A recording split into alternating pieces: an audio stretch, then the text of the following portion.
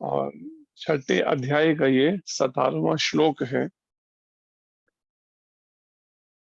युक्त आहार विहारस्य युक्त चेष्टस्य कर्मसु युक्त स्वप्नावबोधस्य योगो भवति दुःखः। भगवान कृष्ण कहते हैं कि जो खाने, सोने, आमोद प्रमोद तथा काम करने की आदतों में नियमित रहता है, वह योगाभ्यास द्वारा समस्त भौतिक क्लेशों को नष्ट कर सकता है। तात्पर्य: अर्चनीय वंदनीय प्रातः स्मरणीय जय शिल प्रभुपाद महाराज की जय। श्री गुरु महाराज की जय। और शिला प्रभुपाद जी समझाते हुए कहते हैं इस विषय को कि खाने, सोने, रक्षा करने तथा मैथुन करने में जो शरीर की आवश्यकताएं हैं, अति करने से योगाभ्यास की प्रगति रुक जाती है। जैसे शास्त्र में भी वर्णन है और सामान्यतः जो कहा गया कि कलयुग में मनुष्य की उम्र कितनी होगी? कम से कम 100 साल। जरा विचार करके देखें, आज कितने हैं जो 100 साल के दिख रहे हैं या 100 साल तक जी पा रहे हो? विचार, कारण क्या है उसका कि 100 साल तक क्यों नहीं वो जी पा रहे हैं? उसका एक कारण जो यहाँ पर जो बात कही गई है, खाना, सोना, आमोद प्रमोद तथा काम करने की आदतें नियमित ना होने के कारण। जैसे पहले बचपन में स्कूल में भी, घरों में भी ये बात कही जाती थी कि early to bed and early to rise makes a man healthy wealthy and wise. कि जल्दी सोना, जल्दी उठना जो है व्यक्ति को, सेहत भी उसकी अच्छी रहेगी और धन भी और बुद्धि भी तीक्ष्ण होगी। लेकिन आजकल ये बात सिखाएं कैसे? क्योंकि ना तो स्कूल के टीचर्स उसको प्रॉपरली फॉलो कर रहे हैं और घरों में भी आदतें बदल गई। पंजाब में एक घर में गए तो काफी बड़ा बिजनेस है उनका, महाराज जी ने किसी उससे भेजा था या कुछ, वो लाइफ मेंबर थे संस्था के। तो जब हम गए तो हमने पूछा उन माता को कि आप रोज पूजा रोज करती हैं या कभी? कहते बाकी सब कार्यों से ना समय निकलता है तो पूजा करती हूँ 11-12 बजे, कभी नहीं निकलता तो नहीं करती। तो अब ऐसे में जब हमारा उठने का नियम, सोने का नियम, खाने का नियम और एक ग्रस्त जीवन में जो मैथुन करना जो है, ये सब चीजें जब संयमित नहीं होंगी, अगर कोई ओवर ईटिंग करेगा, आवश्यकता से अधिक सोएगा, आवश्यकता से अधिक खाएगा और विषय वासनाओं में ही पड़ा रहेगा, तो परिणाम प्रभुपाद जी कहते हैं योगाभ्यास की प्रगति रुक जाती है। जो वो योगाभ्यास कर रहा है उसमें प्रगति नहीं हो पाएगी। फिर जहां तक खाने का प्रश्न है, इसे तो प्रसादम या पवित्रीकृत भोजन के रूप में नियमित बनाया जा सकता है। अभी भी जहां पर गए थे तो वहां पर एक माता से मिलना हुआ, तो जब उनसे पूछा तो कहते हैं कि अभी मैंने नॉनवेज छोड़ दिया है, लेकिन पहले मैं खाती थी। लेकिन पति पति जो है वो खाते हैं, तो उन्होंने भी मेरे को कहा, पहले नहीं खाती थी, लेकिन पति ने जब कहा तुम भी खाया करो जब बन ही रहा है तो मैंने भी बात मान ली उनकी और खाना शुरू कर दी। तो हमने कहा एक तरीका बताएं आपको नॉनवेज खाने का जिससे पाप नहीं लगेगा फिर, अगर उस तरीके से। तो बड़े एकदम हाँ हाँ बताइए बताइए, एकदम उत्साहित हो गई कि लगता है इनके पास कोई ऐसा तरीका है जिससे दोष भी नहीं लगेगा और मांस भी खा सकते हैं। तो फिर हमने बताया, हमने उसको तरीका, हमने कहा कि वो तरीका ये है कि आप किचन में जाके खुद सब मसाला सब रेडी करिए, और जब सब तैयार हो जाए तो नाइफ लीजिए, चाकू लेकर अपनी कोई एक उंगली काट लीजिए हाथ की, उसको बढ़िया तरीके से फिर अच्छे से पकाइए मसाला डालकर, और फिर उसका टेस्ट करके देखिए, स्वाद आएगा। अब जब मैंने कहा, अब बोलती बंद हो गई। मैंने वो दोबारा पूछा, मैंने कहा आएगा स्वाद क्या? कहती नहीं। मैंने कहा जब आप दूसरे के मांस को खा रहे हैं तो अपना जब उंगली कटी है तो चिल्लाने लगे आप, और जब दूसरे का शरीर कट रहा है आपको दया तक नहीं आ रही, आप कैसे सोच लेते हैं कि वो ईश्वर या परमात्मा आप पे दया करेगा? तब से चिल्लाने लगे हैं।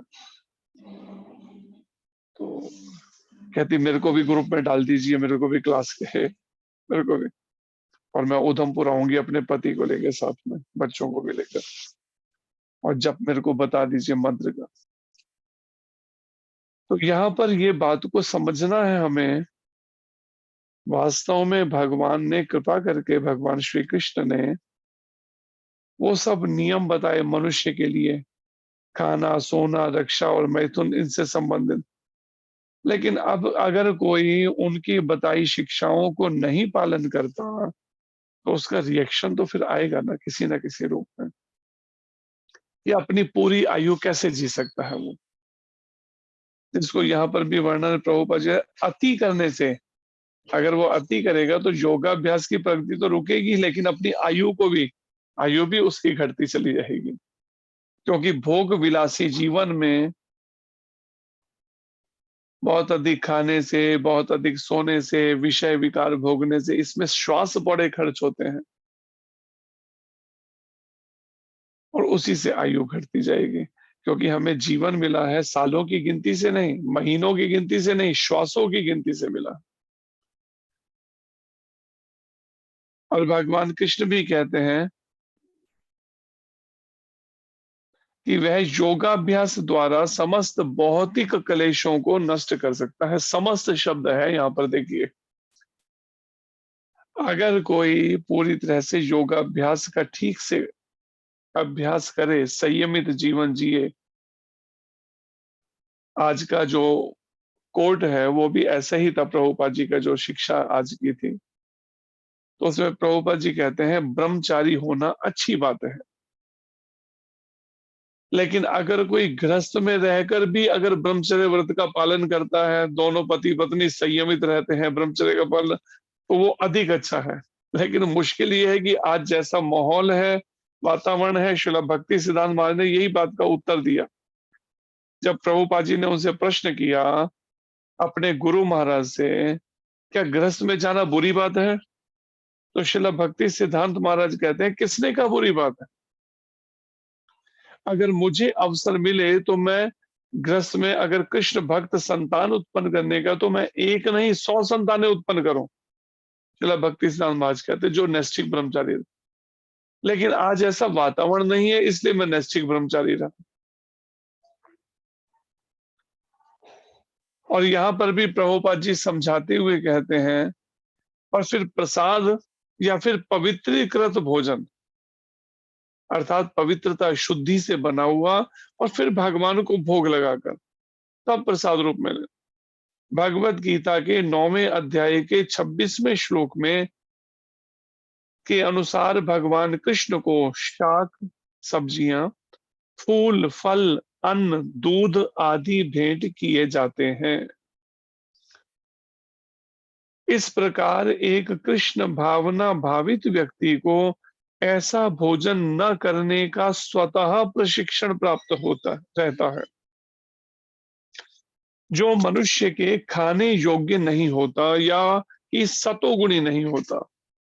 तो ऐसा तामसिक भोजन, तमोगुणी भोजन, या फिर बासा भोजन, कई कई घंटों का पड़ा हुआ, तो इसके लिए प्रभुपाद जी कहते हैं, एक स्वतः ही जो कृष्ण भक्ति में लगे हैं, जो भगवान कृष्ण की भावना से भावित हैं, वो एक स्वाभाविक रूप से उनका प्रशिक्षण हो जाता है इसके अंदर। क्योंकि शुरू से ही इस तरह का ही मार्गदर्शन है भक्ति का, जो गीता में भगवान भी बता रहे हैं कि तमोगुणी भोजन नहीं करना, ज्यादा मिर्चों वाला भोजन या इस तरह का तला हुआ बहुत अधिक या बासा भोजन या मांसाहार, अंडे, ये चीजें नहीं। जहां तक सोने का प्रश्न है, कृष्ण भावना भावित व्यक्ति कृष्ण भावना अमृत में कर्म करने में निरंतर सतर्क रहता है। अतः निद्रा में वह व्यर्थ समय नहीं गवाता। तो यहाँ पर ये वर्णन है, कृष्ण भावना अमृत में अगर कोई कर्म में निरंतर सतर्क रहता है। कई बार ऐसे कर्मकांडी लोग या फिर वो जो कहते हैं कर्म ही पूजा है, सोचते हैं कि हाँ हम बड़े निष्ठा से, बड़े उससे लगन के साथ में हम अपने कर्मों में हमने अपने जीवन को लगा रखा है। लेकिन वो सारी दौड़ जो उनकी है कैसी है, प्रभुपद कहते थे, with A slap of death everything is smash. एक मृत्यु के थप्पड़ के साथ सब धराशायी होने वाला है। उनका जितनी भी भौतिक धन संपत्ति कमाई, घर बनाए, गाड़ियां ली, कुछ एक झटके में छोड़ के जाना पड़ेगा। वहीं पर ही कृष्ण भावना से जो भावित व्यक्ति है, वो कृष्ण भावना अमृत में कर्म करने में निरंतर सतर्क है। उसे मालूम है कि ये जो मैं कर्म कर रहा हूं, ये मैं अपने निजी स्वार्थ के लिए ना करके कृष्ण की प्रसन्नता के लिए कर रहा हूं। परिणाम जब तक यहाँ रहता है तो भी उसको लाभ मिलता है उसका, और शरीर छूट जाएगा जब, तो परिणाम में आगे भी लाभ मिलेगा, क्योंकि वो कार्य कृष्ण की प्रसन्नता के लिए, अपने मैले मन की नहीं कि जो भी मन डिमांड करे वही चीजें उसको मन को देते चले जाओ। लेकिन आज तो कुछ ऐसा ही हो रहा है। एक ब्राह्मण फैमिली का गोविंदा में आया हुआ, मार्केट में, उधमपुर के गोविंदा मार्केट में रात्रि में कुछ सामान लेने आया था। तो हम कुछ बताने लगे, कहते तो क्या कहता है, कहते मैं तो अपने मन को नहीं रोकता, जैसा मन चाहता है मैं तो उस मन को वैसे ही उसको वो करता जाता हूँ। तो विचार कीजिए कैसी स्थिति होगी उसकी, जो मन के वश हो रखा है। जबकि हमारे वैदिक शास्त्र क्या कहते हैं, गुरु महाराज कहते हैं, मन के जीते जीत है, मन के हारे हार। जिसने मन को जीत लिया वो सारे संसार को जीत सकता है, और जो मन के आगे हार गया तो परिणाम में ऐसा व्यक्ति तो अपनी भी सदगति नहीं कर सकता, तो वो अपने माता पिता शरीर से जो है उनकी या किसी भी अन्य की क्या कराएगा, वो सदगति समाज में क्या प्रचारक बनेगा, जिसका संयम ही नहीं है अपनी इंद्रियों पर और मन पर। इसलिए गुरु महाराज कहते हैं ना एक पंक्ति में, तूने सोचा था भोग में भोग करो, पर भोग ही तुझको भोग गए। जिन्हें अपना बनाया था तूने, शमशान में छोड़कर लौट गए। जिन पर सब कुछ कुर्बान किया, पर मन की प्यास बुझा न सका। दुनिया भी तो तेरी बन न सकी, भगवान को अपना बना न सका। तेरा लोक गया पर लोक गया, तू मानव तन कुछ पा ना सका। तो गुरु महाराज कहते हैं, तूने सोचा था भोग में भोग, सोचा था मैं अभी संसार में, देखो मेरे पास तो अब धन संपत्ति, बैंक बैलेंस भी बन गया, बिजनेस भी मेरा अच्छा से सेट हो गया, मेरे पास अब एक बड़ा बंगला भी है, गाड़ी भी है महंगी से महंगी। अब मैं आराम से भोग करूंगा इन सब का, परिवार के साथ, कुटुंब के साथ, पत्नी बच्चों के साथ या पति बच्चों के साथ। लेकिन होता क्या है, पर भोग ही तुझको भोग गए। हुआ ये कि शरीर ही भोगों में लगकर परिणाम में बेकार हो गया। अब तरह तरह के रोग पकड़ गए। एक के बारे में चर्चा की, मुट्ठी भर भर के वो ऐसे खाते जैसे कोई मिठाई खाता, ऐसे गोलियां खाते, दवाइयां, तब जाके शरीर चल रहा है। लेकिन उसके बाद भी मन शुद्ध ना होने से मन फिर भी अपनी बदमाशियों में लगा हुआ है। अब ऐसे में जो, ये भी एक तरह की सजा ही है उसको, इस तरह की दवाइयों का शिकार हो जाना, इतनी मेडिसिन उसके बाद भी अगर नहीं समझता तो फिर भगवान के पास अगला तरीका भी है, साम दाम दंड भेद, कैसे भी उन्होंने तो सुधार देना है। पहले प्रेम से शास्त्र की भाषा से समझाया, नहीं पल्ले पड़ रही, कोई बात नहीं, थोड़ा प्रलोभन, अच्छा तेरी कुछ भौतिक इच्छाएं पूरी कर देता हूँ, कम से अब तो समझ मेरी बातों को जो गीता में मैं बता रहा हूँ, उसके अनुसार जीवन डाल। लेकिन अब वो दाम प्रलोभन से भी नहीं समझ आया, तो थोड़ा दंड, थोड़ी सी पनिशमेंट, थोड़ा कुछ डिसीज बीमारी लग गई, कुछ हॉस्पिटल के चक्कर, कुछ थोड़ा कोर्ट कचहरी के चक्कर, थोड़ा इंसिडेंट, अब भी नहीं समझ आ रहा, व्यक्ति उसी के अनुसार डल गया, तो फिर भेद, चलो अब समय से पहले ही अकाल मृत्यु, जाओ दुनिया छोड़ के, फिर कभी मौका देंगे तुम्हें, अब अपने सुधार कर। इसलिए समझिए ये संसार जो है क्या है, सुधार घर है, यहाँ सभी को भेजा गया सुधरने के लिए। लेकिन कुछ मूर्ख क्या कर रहे हैं, सुधरने की जगह सोच रहे हैं हमें छूट मिली है, किसने मिली है मनुष्य जीवन छूट, कुछ थोड़ी और बदमाशी करने के लिए, थोड़ा पैसे का हेर फेर करते हैं, थोड़ी बदमाशी करते हैं, थोड़ा अभक्ष्य भक्षण, मांस मछली अंडे इत्यादि, लहसुन या शराब पीना, ये सब बुरे कर, परिणाम समय से पहले ही अपना सारा जीवन और शरीर को बेकार कर देते हैं। इसलिए गंभीरता पूर्वक लेना होगा इस बात को, कहीं से कुछ भी मिलता हुआ खाना नहीं है, आवश्यकता से अधिक सोना नहीं है। जैसे बताया था कि गृहस्थी को 6 घंटे से ज्यादा नहीं सोना चाहिए, ब्रह्मचारी को 4 घंटे से ज्यादा नहीं सोना चाहिए, और 12 साल से छोटे बच्चे जो हैं, 12 साल तक, उनको 8 घंटे से ज्यादा नहीं सोना चाहिए।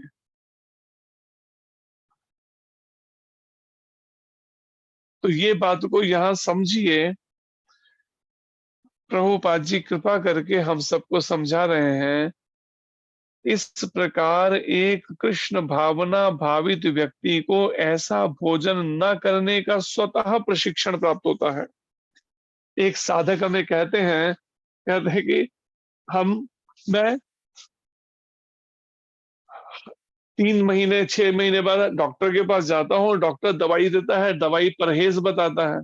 एक बार कहीं गए भी, वो किसी आश्रम या पता नहीं क्या था, कोई स्थान बताया उन्होंने हमें, वहां पर केवल खिचड़ी खिलाना और बकायदा वो रहता था उनके ऊपर, कुछ खाने नहीं।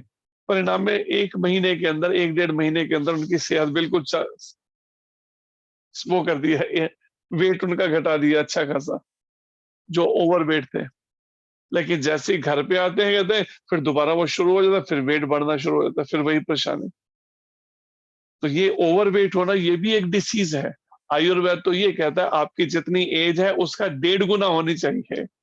अगर 40 साल एज है तो उस हिसाब से 60 किलो से ज्यादा वेट नहीं होना चाहिए। ठीक है, 5-10 किलो कुछ चल सकता है वो, पर इससे ज्यादा नहीं। लेकिन लोगों का तो क्या है, हाँ 40 एज है, वेट कितना है, 80, 100, 120 किलो, ऐसे कैसे। तो यही बात यहाँ पर प्रभुपाद जी कहते हैं, भगवान कृष्ण भी कह रहे हैं कि आवश्यकता से अधिक खाना नहीं है, और ये स्वतः धीरे धीरे प्रशिक्षण मिलता है। जब कोई भगवत गीता के अनुसार अपना जीवन ढालता है, कृष्ण भावना से भावित हो जाता है कोई व्यक्ति, तो उसको वो कहीं भी ऐसा फिर सड़क पे बिकता हो, कहीं से कुछ भी खा नहीं सकता। तो एक तरह से वो एक परहेज उसका स्वाभाविक रूप से होने लगता है उन चीजों से। और जो मनुष्य के खाने योग्य नहीं होता, या कि सतोगुणी नहीं होता उनको, फिर आगे प्रभुपाद जी कहते हैं जहां तक सोने का प्रश्न है, कृष्ण भावना भावित व्यक्ति भावना अमृत में कर्म करने में निरंतर सतर्क रहता है, निरंतर सावधान रहता है, कर्म कर निरंतर सावधान रहता है, अतः निद्रा में वह व्यर्थ समय नहीं गवाता। ये नहीं कि वो बस हर समय जब देखो तभी बिस्तर पे पड़ा हुआ है, हर समय बस सोने में लगा हुआ, हर समय नहीं। प्रभुपाद जी कहते हैं जो कृष्ण भावना अमृत में कर्म करता है, या कृष्ण भावना भावित जो है, वो ऐसे व्यर्थ समय नहीं गवाएगा सोने में केवल। अव्यर्थ काल तुम, कृष्ण भावना भावित व्यक्ति अपना 1 मिनट का समय भी भगवान की सेवा के बिना नहीं बिताना चाहता। 1 मिनट शब्द बोला जा रहा है, विचार करके देखिए कि हम कितना कितना समय व्यर्थ में, जब जीभ पे नाम भी नहीं है और खाली ऐसे समय नष्ट कर रहे हैं, इसमें व्यर्थ की बातों में, प्रजल्प करने में, निंदा चुगली करने में, उसने ऐसा किया, इसने ये किया, इसने वो किया, कितने श्वास लगाए जा रहे हैं। समझाओ, कहते हैं हाँ आगे से हमें टोक दिया कीजिए। एक आत्मा कहती है हमें टोक, उसी समय मना कर रोक दिया कीजिए। जिस समय भी मैं ऐसे आगे पीछे फालतू बातें करूं कृष्ण से हटकर, तो लेकिन उसके वो उस आत्मा ने क्या करा, फिर दोबारा वही बातें करती, चंद दिन के अंदर फिर सब वॉश आउट, सब भूल जाना, गीता का ज्ञान सब साफ। तो लेकिन प्रभुपाद जी देखिए बता रहे हैं, कृष्ण भावना भावित व्यक्ति अपना 1 मिनट का समय भी भगवान की सेवा के बिना नहीं बिताना चाहता। 1 मिनट भी शब्द है। अतः वह कम से कम सोता है। गृहस्थी 6 घंटे, 12 साल तक के बच्चे छोटे 8 घंटे, ब्रह्मचारी 4 घंटे, और सन्यासी या कृष्ण भावना भावित व्यक्ति 4 घंटे से भी कम सोए। जैसा हम गुरु महाराज को देखते हैं उनके साथ सेवा में रहते हुए, पूरी पूरी रात भर केवल ऊंची आवाज में जप करेंगे। ये नहीं कि हाँ बीच में फिर थोड़ी देर सोने लग गए, नहीं, पूरी रात। 6 महीने तो हमने देखा ना उनके साथ जाकर, इसलिए हमें ये चीज को है कि वास्तव में हमारे साथ पूरी रात बैठकर जप करना। 2 बजे कहीं जाकर फिर वो 2 या 2:30 बजे स्नान के लिए जाते हैं, जैसे मंगल आरती जैसे। इसके आदर्श श्रील रूप गोस्वामी हैं, जो कृष्ण की सेवा में निरंतर लगे रहते थे। दिन भर में 2 घंटे से अधिक नहीं सोते थे। रूप गोस्वामी जी 2 घंटे से अधिक नहीं सोते थे 24 घंटे में से। और कभी कभी तो उतना भी नहीं सोते, 2 घंटे भी नहीं सोते कभी। ठाकुर हरिदास, जो मुस्लिम परिवार में जिनका जन्म हुआ, उन ठाकुर हरिदास तो अपनी माला में 3 लाख नामों का जप किए बिना ना तो प्रसाद ग्रहण करते थे, ना सोते ही थे। जब तक 3 लाख जप मतलब 192 माला पूरी नहीं होंगी, तब तक प्रसाद नहीं लेंगे। अब सोच लीजिए। और ना ही सोते थे। जहां तक कार्य का प्रश्न है, कृष्ण भावना भावित व्यक्ति ऐसा कोई भी कार्य नहीं करता जो कृष्ण से संबंधित ना हो। अगर कृष्ण सेंटर नहीं है, कृष्ण केंद्र में नहीं है, ऐसा कोई काम वो नहीं करता। इस प्रकार उसका कार्य सदैव नियमित रहता है। और कैसा रहता है? सदैव नियमित। कभी भी वो नियमों से हटकर, जो गीता में बताए गए नियम हैं, प्रभुपाद जी के द्वारा बताए, कभी भी उससे हटकर नहीं करता है, नियमों से हटकर मन मर्जी। और इंद्र तृप्ति से अदूषित। और कैसे भी इंद्र तृप्ति से अदूषित, कृष्ण भावना भावे, जो अपने को अलग रखता है, दूषित नहीं होने देता कैसे भी, क्योंकि वो विषय वासनाओं का संग ही नहीं करने में अपने को लिप्त करता। क्योंकि कृष्ण भावना भावित व्यक्ति के लिए इंद्र तृप्ति का प्रश्न ही नहीं उठता। अतः उसे तनिक भी भौतिक अवकाश नहीं मिलता। थोड़ा सा भी उसके पास भौतिक अवकाश नहीं है, समय। हाँ थोड़ा सा भी समय है, चलो थोड़ी देर हम थोड़ा घूमने चलते हैं, अच्छा से नहीं। भौतिक अवकाश को पूरी तरह से हर कार्य कृष्ण के लिए करेंगे तो नहीं, अन्यथा नहीं करेंगे। केवल कृष्ण की प्रसन्नता के लिए सारे कार्य करें। क्योंकि वह अपने काय, शरीर से, वचन, निद्रा, जागृति तथा अन्य सारे शारीरिक कार्यों में नियमित रहता है। अतः उसे कोई भौतिक दुख नहीं सताता, प्रभुपा जी कहते हैं। जब वो सभी में अगर हम इससे विचार कर लें, अगर शरीर में दुख है, कष्ट है, क्लेश है, रोग है, तो उसका कारण है कहीं ना कहीं हम शरीर, वाणी, वचन भी शब्द कहा गया है। वाणी कर्म इंद्रिय है और शरीर से भी कर्म होते हैं, इंद्रियों से। काय, वचन, निद्रा, जागृति तथा अन्य सारे शारीरिक कार्यों में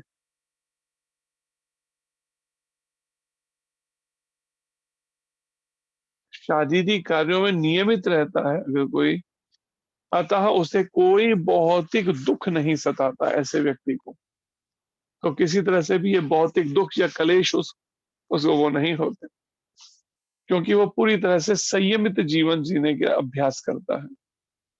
तो ये एक शिक्षा है इस श्लोक के माध्यम से। जो योगा अभ्यास करना चाहता है या जो भक्ति योग करना चाहता है,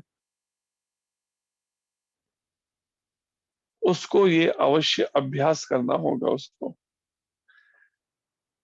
कि काय, वचन, निद्रा, जागृति तथा अन्य सारे शारीरिक कार्यों में नियमित रहकर तब कहीं जाकर वो उम्मीद कर सकता है कि उसे कोई भौतिक दुख नहीं सताएगा या सताता। आगे फिर यहाँ पर भगवान कृष्ण कहते हैं, जब योगी योगाभ्यास द्वारा अपने मानसिक कार्यकलापों को वश में कर लेता है और अध्यात्म में स्थित हो जाता है, अर्थात समस्त भौतिक इच्छाओं से रहित हो जाता है, तब वह योग में सुस्थिर कहा जाता है। आगे फिर यहाँ पर भगवान कृष्ण कहते हैं, जब योगी योगाभ्यास द्वारा अपने मानसिक कार्यकलाप क्या है? कोई बता सकता है? जल्दी से बताइए, मानसिक कार्यकलाप किसे कहा है?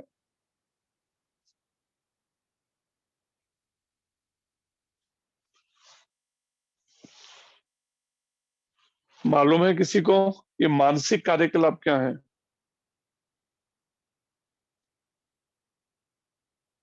या मन के कार्यकलाप क्या है? जिस समझते मानसिक या मन एक ही बात है।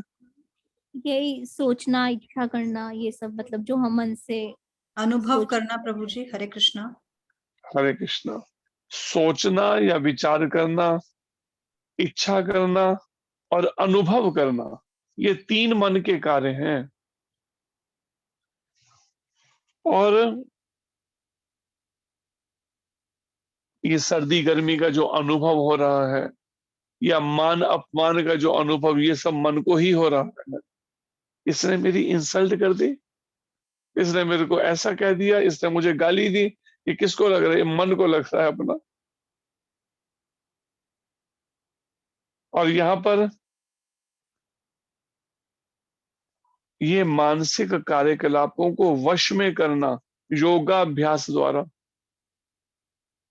तो सोचिए, सोचना, इच्छा करना, अनुभव करना, तीनों को वश में करना है। अब विचार कीजिए, कोई संसारिक व्यक्ति है, क्या इस तरह का अभ्यास सभी कर पाएंगे? क्या सामान्य लोगों के लिए संभव है? विचार करके देखिए।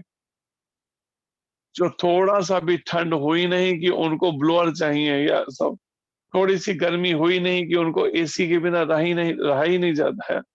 एक आत्मा में कहती है, देखो हमारे बेडरूम में तो एसी लगा हुआ है, लेकिन ड्राइंग रूम में नहीं है। मेरे को बड़ी मतलब होता है, गर्मी के दिनों के अंदर अपने बारे में बता रहे, एसी के बिना नहीं रह पाते। कहते कि आप परमिशन दीजिए, एक एसी हम यहाँ भी लगा लें ड्राइंग रूम के अंदर।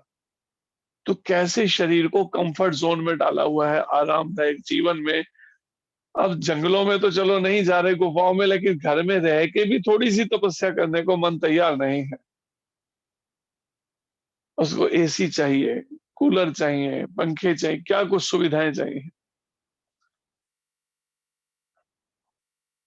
एक बार आश्रम में एक माता थी, उसके दो भाइयों, तीनों ने ज्वाइन किया, लेकिन उनमें एक भाई कैसा था, वो कैसी भी मई जून की गर्मी हो लेकिन पंखा कभी नहीं चलाता था, बिना पंखे के सोता था।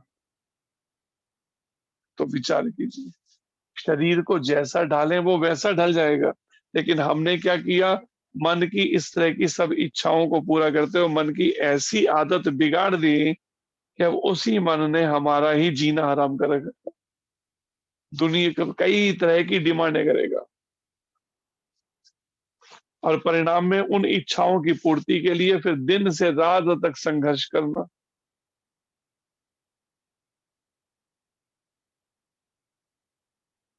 और भगवान कृष्ण कहते हैं, मानसिक कार्यकलापों को जो वश में कर लेता है पूरी तरह से, तो जो मन के कार्यकलाप है उसे वश में करने का अभ्यास कैसे होगा, कोई बता सकता है? मन के कार्यों को वश में कैसे किया जाए? सोचने के कार्य, इच्छा लेने का, इच्छा करना, अनुभव करना, तो ये कैसे संभव हो सकता है?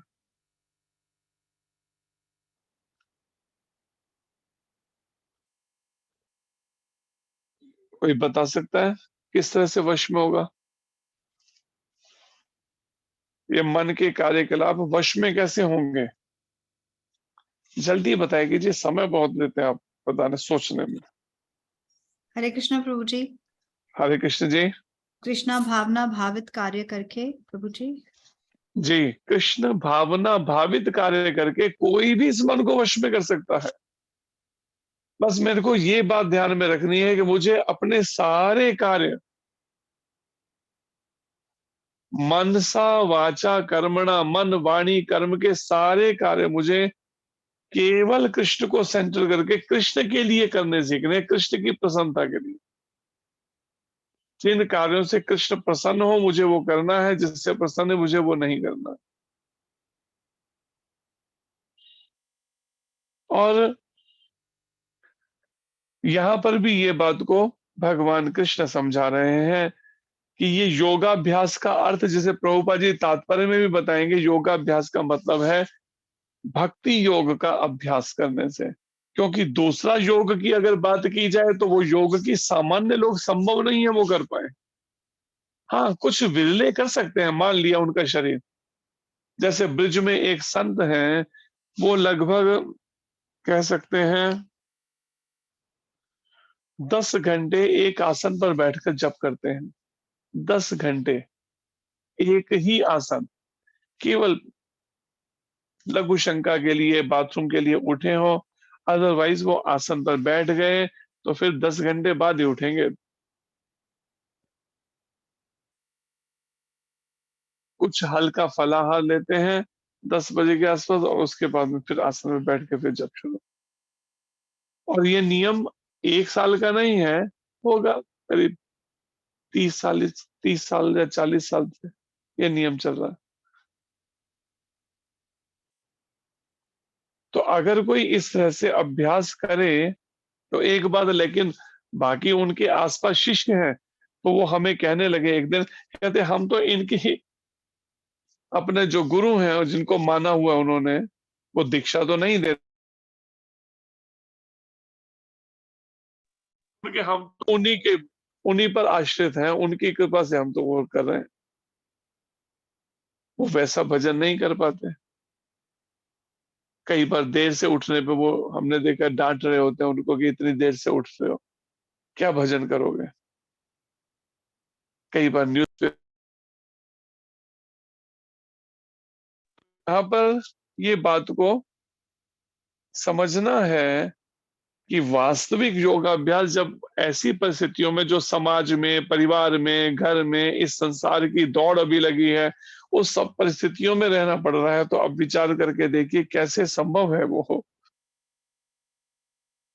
कि वो तो योगाभ्यास उस तरह का तो तभी संभव है जब वो सब छोड़कर हिमालय पे, जैसे पहले भी कुछ योगी हिमालय पे चले जाना, गुफाओं में रहना, -डिग्री टेम्परेचर में। जैसे हमें एक किसी ने वीडियो भेजा किसी एक योगी का, तो उन्होंने कोई वस्त्र शरीर पे नहीं है और अचानक वो दिखाई देना शुरू हो गए। कैमरा चल रहा था, अचानक कैमरे में आ गए उनके दूर से, और अगले कुछ ही पलों के बाद देखा कैमरे से वो अदृश्य हो गए वो फिर कैमरे में नहीं दिखाई दिए दोबारा, जबकि सामने चलते ही कैमरे से गायब कैसे हो सकेगा कोई?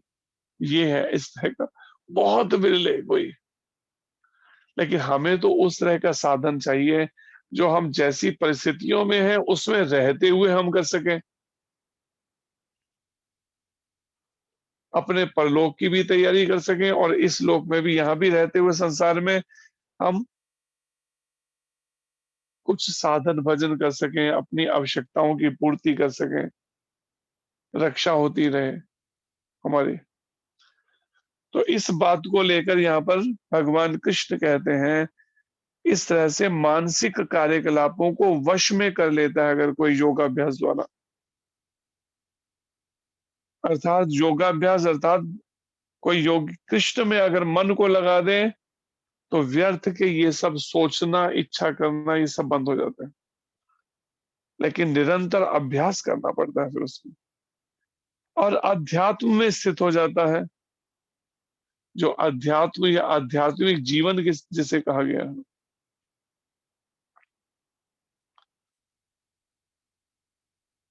तो आध्यात्मिक जीवन में अध्यात्म में स्थित हो जाता है, अर्थात समस्त भौतिक इच्छाओं से रहित हो जाता है। सब तरह की भौतिक इच्छाओं से रहित हो जाता है, प्रभु भगवान कृष्ण कहते हैं। जैसे जैसे वो इस अभ्यास में आगे बढ़ता जाएगा, अनावश्यक जब इंद्रियों को भोगों में नहीं लगाएगा, केवल कृष्ण भावना अमृत में ही कोई कार्य करेगा, तो परिणाम अर्थात समस्त भौतिक इच्छाओं से रहित मन से सारी भौतिक इच्छाएं हट जाएंगी धीरे धीरे, जिसको हमारे एक आचार्य भी कहते हैं, श्रील रूप गोस्वामी जी, अन्य अभिलाषिता शून्यम। अन्य सारी इच्छाएं अभिलाषाएं शून्य हो।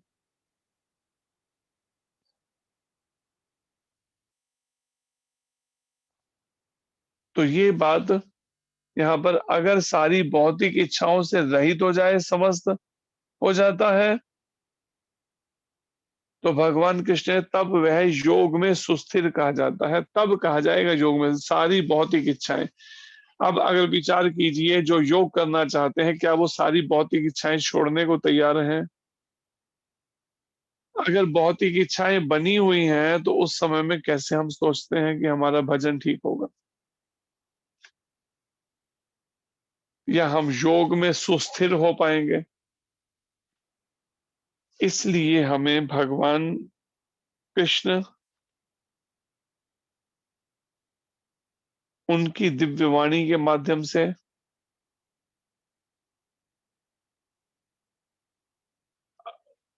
अपने इन इंद्रियों को संयमित कर पाएंगे, उनकी आज्ञाओं में जीवन को ढालकर भगवान कृष्ण। लेकिन मन मर्जी करनी बंद करनी पड़ेगी, या फिर जिसे कह सकते हैं कि मन की गुलामी छोड़कर, मन की सेवा छोड़कर कृष्ण की सेवा करने का अभ्यास करना होगा। और इसी के लिए प्रमाणिक गुरु की आवश्यकता है। जब हम अपने आप से प्रयास में सफल नहीं हो पाए, नहीं हो पा रहे, तभी प्रमाणिक गुरु की आवश्यकता है। हरे कृष्णा। धन्यवाद। तो इसका तात्पर्य प्रयास करेंगे अगली बार इसे करने का। तो इसका अभ्यास करना चाहिए निरंतर नाम जप में मन को लगाकर, उठते बैठते चलते फिरते निरंतर जब जप करेंगे ना, इस हरे कृष्ण कृष्ण कृष्ण हरे हरे, हरे राम राम राम हरे हरे, तब कहीं जाकर, और फिर निरंतर हरि नाम तभी हो पाएगा जब हम निष्काम भाव रखेंगे। जब मन में भौतिक इच्छाएं हैं तो तब तक निष्कामता नहीं रहेगी। गुरु महाराज कहते हैं, मान लिया आप सैलरी नहीं ले रहे, कमीशन नहीं दे रहे, लेकिन थोड़ी और कोई भी एक कुछ डिमांड मन में रखी है, इच्छा रखी है, तो भी भगवान नहीं मिलेंगे।